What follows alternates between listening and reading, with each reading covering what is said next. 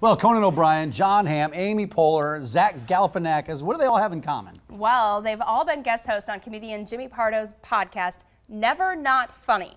So translating the double negative, that basically means always funny. Yeah, no, they know about that. He's joining us for the first time. Welcome, Jimmy. Good to see you. Hi, good morning to you guys. Good to see you. No, I should point out, they don't co-host with me. They're just guests on my show. They are guests on your show. But yeah. your podcast has become really popular. I mean, that's all the great ones go on that podcast, don't they? Yeah, we got, my co-host Matt Belknap and I started back in 2006. We started a podcast when... That's way early in podcast speak. It was, they consider us pioneers. And since then, and I would ask people, hey, do you want to come on my podcast? People are like, I don't even know what that means. Now everybody has a podcast, so if I say I want to do my podcast, they treat it like jury duty. Yeah. Like everybody tries to avoid doing it. Did I get summoned? Exactly. So, but I'm very lucky that it's been pretty successful, and people seem to enjoy it. Well, no, it's fantastic. But I got to know you on Conan. You've done Conan so many times.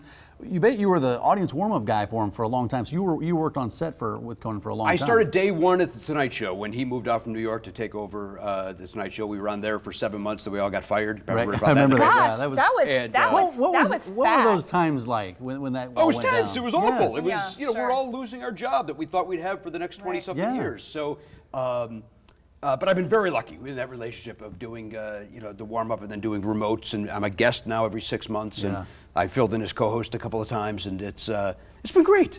Is that tough, filling in as co-host? Because you're asking the questions, right? You're not being asked, and you're not, you know. Well, that's a fine line to fill in for Andy Richter, who's been, you know, a staple there. You know, he's part of the furniture there. Yeah. Right. To not be too funny, because you don't want to look like you're trying to steal the guy's job, but you also don't want to look like you're not deserving of doing the position. Right. You kind of like got to walk this tightrope of being funny, but not too funny. You know. So so it was tense and awful.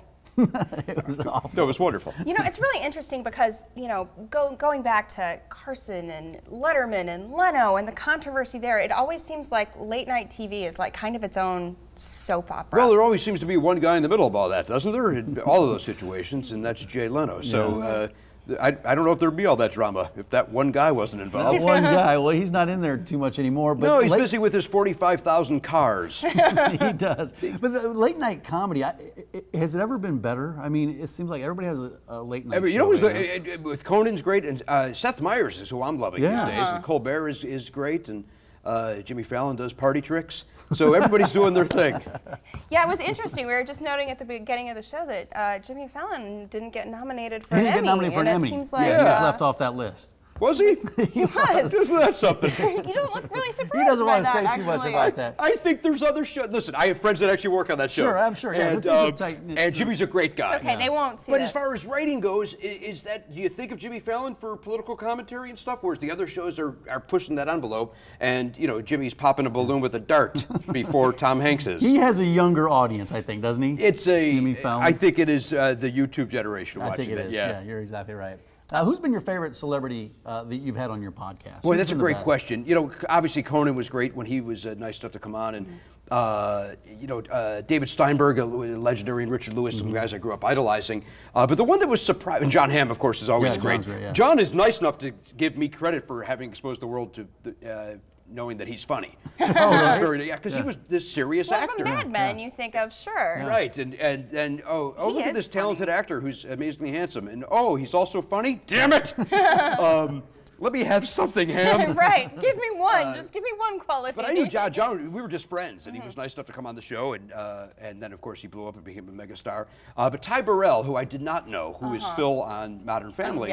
My friend Rich Sommer, who was also on Mad Men, said, "Hey, you know what? My friend Ty would be great on your show." And I said, "Oh yeah, I'll have Ty. I love the show. I love Modern Family." And Ty came in, and you would think we were the best friends ever. And so he's the one that always stands out to me as the surprise, and was a lot of fun. And what kind of things do you talk about in the podcast? Anything, just nonsense. It's about our day. You know, it's radio, but delivered via the internet. Via podcast. Have you ever had Martin Short on there yet?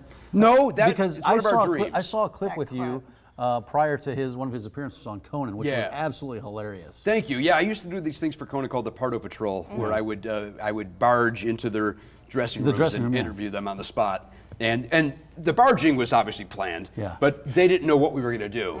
And so that was a dream. Like, I got to do that. So none of that was ever set up. And if you're out there, you can find it on YouTube. Yeah, teamcoco.com/Pardo Patrol.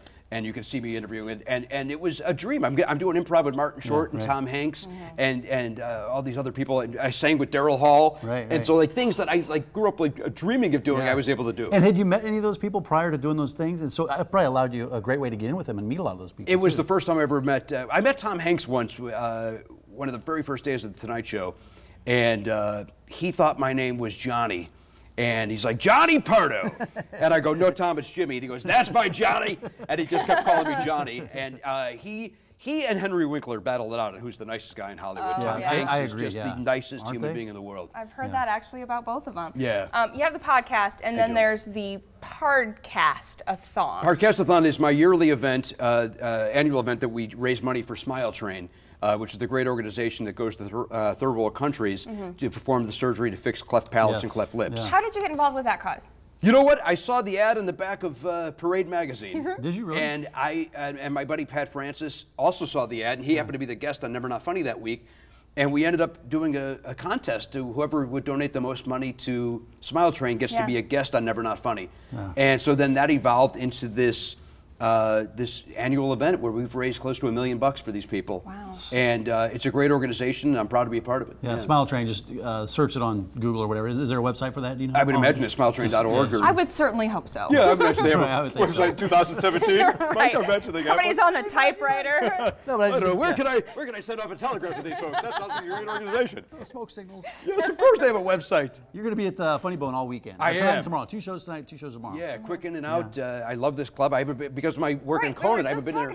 It's been how long since you've been in Omaha? I'm gonna say 9 to 10 years. Yeah, it's been a while. But yeah, my Conan schedule, got in the way of me traveling a lot. So it's good to get back to some places I always wanted to get back. So are you doing a lot of stand-up now? About once a month I get out, and that's enough to make them see that I'm still having fun doing it. What's your main focus right now? What are you working on? Yeah, what are we all working on? We're all talking about what's going on in the world, without trying to bum people out at the same time, trying to find the funny. Have some fun, make people smile. Well, there's going to be a lot of fun at the Funny Bone tonight, 7:30 and 9:45, and then tomorrow it's a 7 o'clock and 9:30 show. FunnyBoneOmaha.com.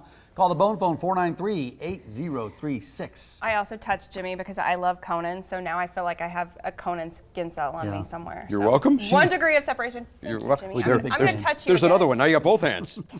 Thank you very much. You're welcome. Thanks for having me. Yeah, thanks for coming.